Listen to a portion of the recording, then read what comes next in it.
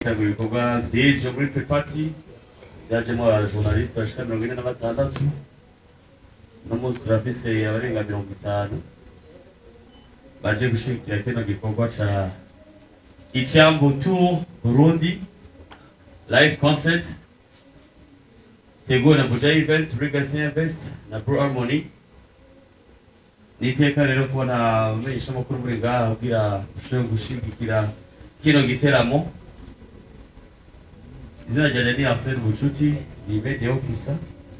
Nagomereza ijambo GP nibaza gutangura ijambo ryo kugura kino kiganiro, ariko turi kumwe na MBONYI, muramwibonera amaso mu yandi ari ngaha.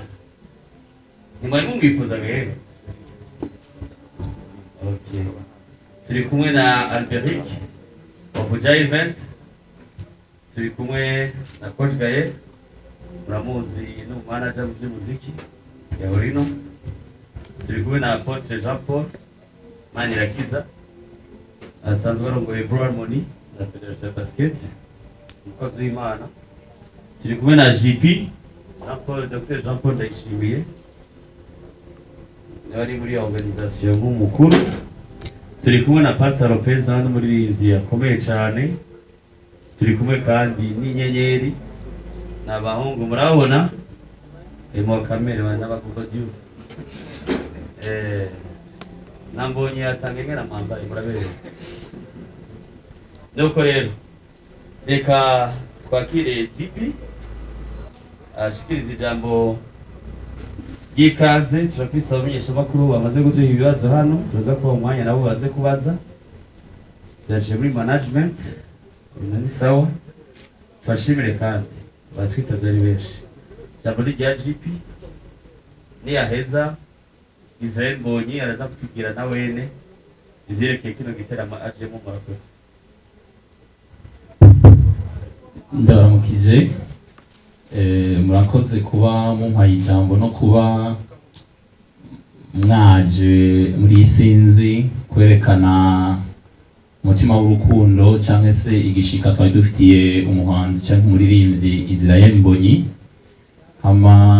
Ndashimiye Imana kubona yabashikanye amahoro abagize ubwo urugendo. Rero nkuko twari babimenyesheje, uyu munsi y'amarembo y'ijuru nababwira ejo turigada, sibyo?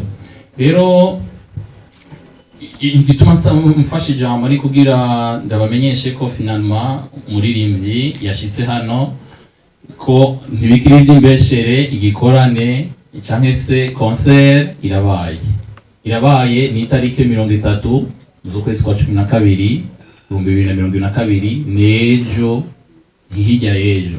Donc amatike narababwiye karama reservation twarayivuganye, hariho ya 100,000, hariho ya 200,000, hariho ufashe rero imeza hamwe imeza intebe iriko abantu 10 ni 1,500,000 hamwe na le premier dimanche kuri 30,000.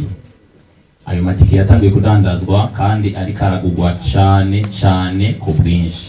Rero ahubwo no basaba ko mwobwira abantu bakanyaruka ntibasange zabahereye ko ziko zidandarizwa kuri Agaharawe aha muri Vim, ziko zidandarizwa kuri KCO mu Kinindo, ziko zidandarizwa kuri KCO mu Kigobe no kuri BMC Grocery.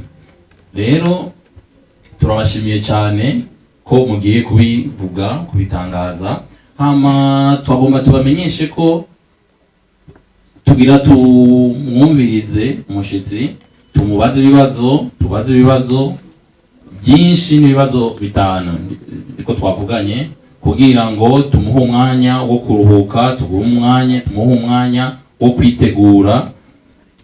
Niko twiyumviye twabikora, kuko hari bashoboye kumubaza ibibazo tukiri kuri aeroport. Ikindi kintu nagomba ndangirize ko ndabasaba ko mumenyesha abantu nuko itike zidandarizwa hajya ahantu twababwiye. Uje kuyigurira ahandi azobaguze itike itariyo, tubimenyeshe neza. Ugurira tike itaraho twamubwiye azobaguze itike itariyo, kandi bishobora kumugora kwinjira ugasanga aribwe, sibyo? None je bituma rero nashaka nsubize ijambo warimpaye hama mwakoze cyane kwitaba ubutumire bwacu kandi twizeye ko turi kumwe namwe gushika ibirori amakoncert aheze. Murakoze. arakoze cyane GP. Twakira na Benize the Sweet Beats no muri bikazo Murundi muri gospel naho arashitse, turi kumwe n'inyenyeri, turi kumwe na Pastor Lopez niwe wazofasha Israel Mbonyi muri ivyo biteramo bibiri. Israel Mbonyi sangwa ikaze, abarundi bari bagukumbuye cyane, tubwira ingene bitegura igiteramo icambuto Burundi live concert ibitaramo bibiri, kimwe kizoba muri 2022 ikindi muri 2023.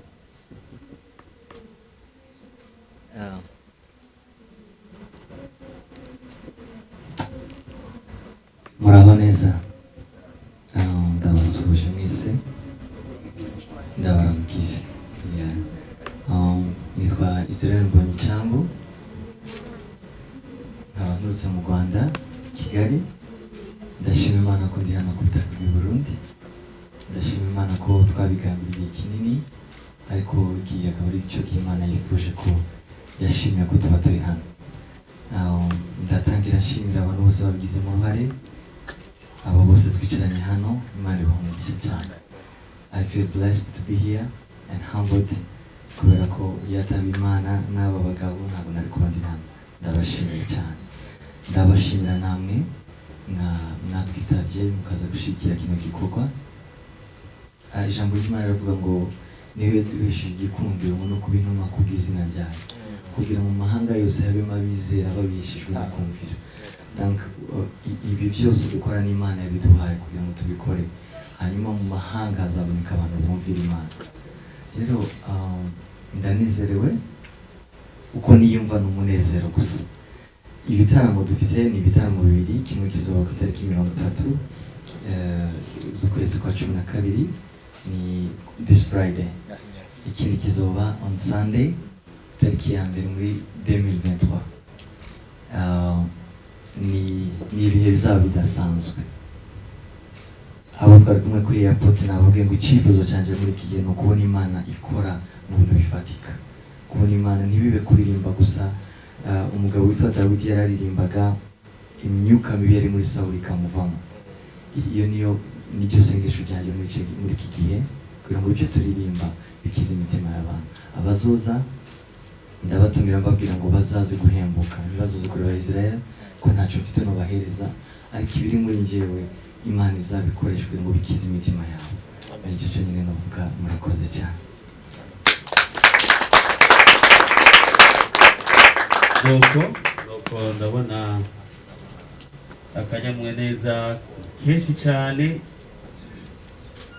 Sinzi ko Amerika na Apotre aribyo baza kuvuga, ariko mu mwanya cyo dutanga ibibazo ndazi ko baryohewe. Amerika cyangwa mwanya muri ibyo mu Rwanda mwe na Apotre na coach Gael atubwira ati munyaje jambo n'iryohe. Kesashimwe. Si byinshi bise n'uvuga kubera ko byose mwabyumvise, ariko nk'uko eje kubivuga, umunezero utagira uko uvugwa. Iyo icyo umuntu yifuje cyangwa yashatse gishitse, nta kintu murakora mu gushima Imana. Turashima Imana ku kungena yabidufashije bikaba, turashima Imana kungena bagize urugendo rwiza bagashika bafite amahoro. Turashima Imana kungene mwatwitabye ingene biriko biragenda, kandi byose biriko biragenda neza. Twizera ko bizobana kutubwira neza gusumba, kugira ngo haba mu nteguro, haba ku bantu bazoba bahari bashobore kuronka icyo baje biteze. Twebwe nta kintu tushobora, ariko kimwe mu Imana izoduha gushobora kuba twokora, tuzoreka ishure gutemba bibe au service yanyu kugira ngo byose bigende neza. Abashimiye abantu twakoranye, n'abantu n'ukuri bafise umutima w'Imana, n'abantu ikintu bari bacifuza ko coshika. Hari abantu babisengeye, dushaka kubashimira rwose, kubera ko burya Imana irushaho kuduha gushitsa ibyo yonyine ishaka. Rero kuba bishigikiye kuri uku canke kuriya, n'ukuri j'ai vraiment une très grande reconnaissance par rapport à cela. Shimira n'umuririmbyi wacu, shimira n'aba baririmbyi bacu, shimira n'abantu bose bari ngaha bariko barakora ibishoboka byose kugira ngo izi evenement ziko zirakorwa zigire réussite.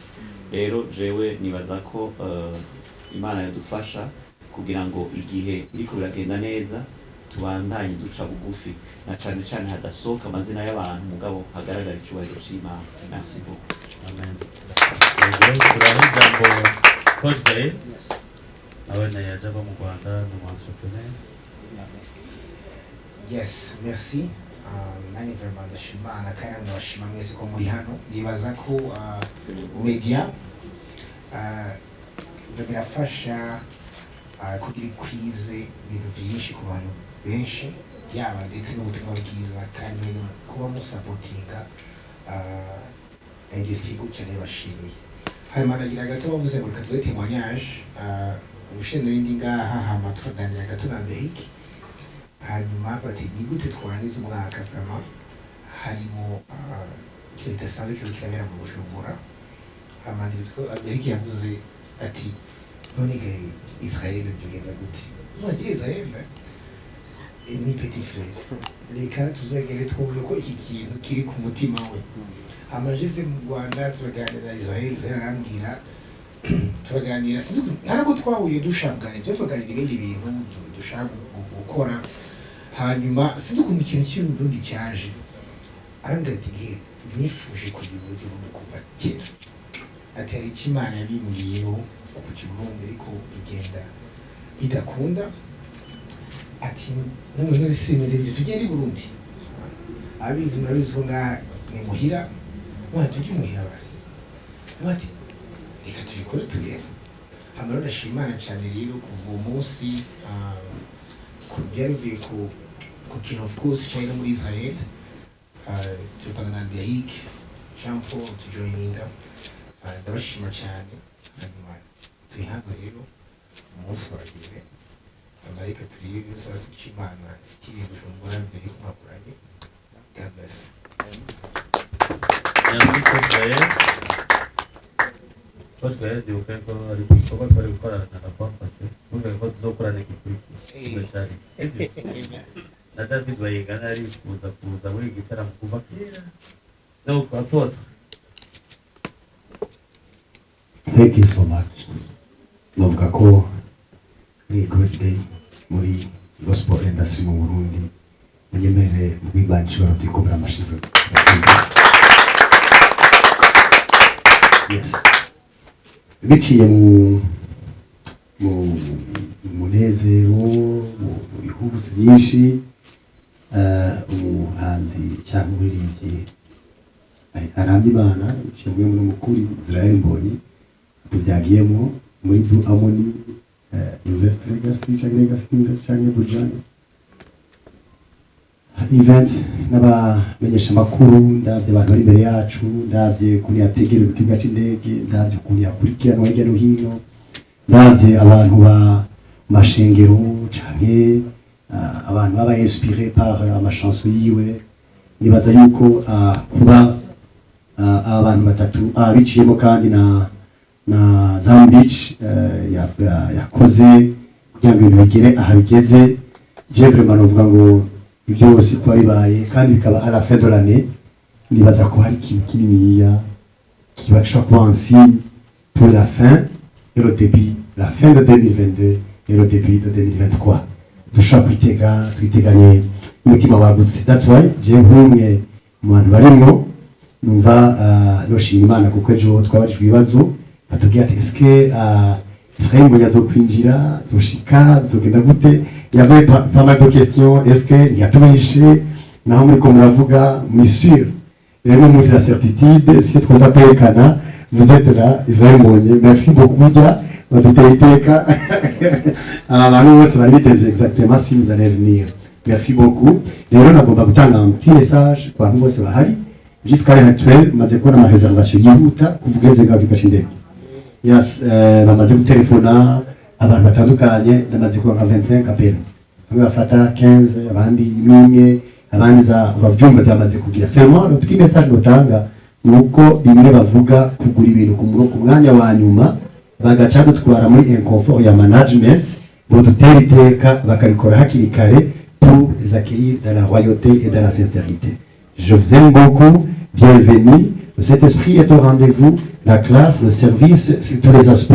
Nimeze neza, nubaza ko ibyo nabonye bariko barakora Buja Event Legacy Blue abantu bose kunde barakora abajournaliste nobasira ko mushobora kuronka même plus de 120% de vos attentes. Que Dieu vous bénisse beaucoup. Amen. Arakoze cyane Jean Paul Manirakiza apôtre yewe pare wambaye ahaga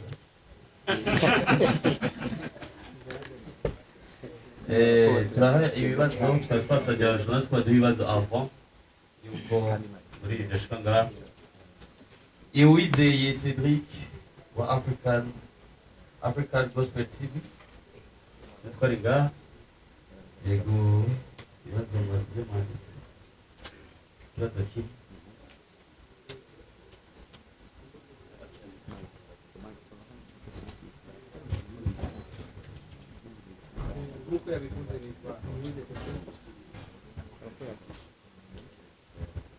nkuko Arsene abivuze nitwa Ihuwize Cedric nahise question imwe nshobora kubaza Israel Mbonyi kubera iki izina icambu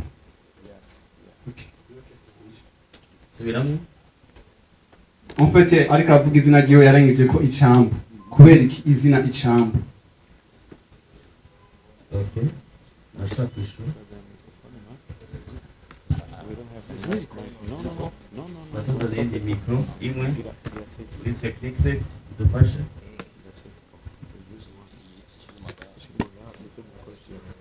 okay murakoze cyane kubera ko izina icyambu nitwa Mbonyi icyambu amazina yanjye okay Mbonyi ni izina bagize rigufi barihinye Mbonyi ariko ni Mbonyi icyambu ni izina rirambuye maybe wenda bashaka kumbaza impamvu my album yitwa icyambu wenda nabigusubizaho nuko dufite ministeri yitwa icyambu ministry and that ministry yaje ubwo Imana yampamagaraga Imana yarambwiye ngo umunsi banyita izina ngo icyambu maze gukura numvaga ari izina ry'abantu bakuze bashaje ntabwo narikunda noneho nyuma sinzi meaning rimwe Imana impamagaye mbona umuntu araza arambwira mu nzozi ngo mbega si witwa Mbonyi icyambu ndavuga yego kandi sinarikunda igeze arambwira ngo Imana izakubwira icyambu cy'abantu benshi cyane kuri iyi si uko niko nahamagara gukora Imana mbyutse menye ko Imana yansuye muri iryo joro nuko natanga imirimo w'Imana ndakomeza umurimo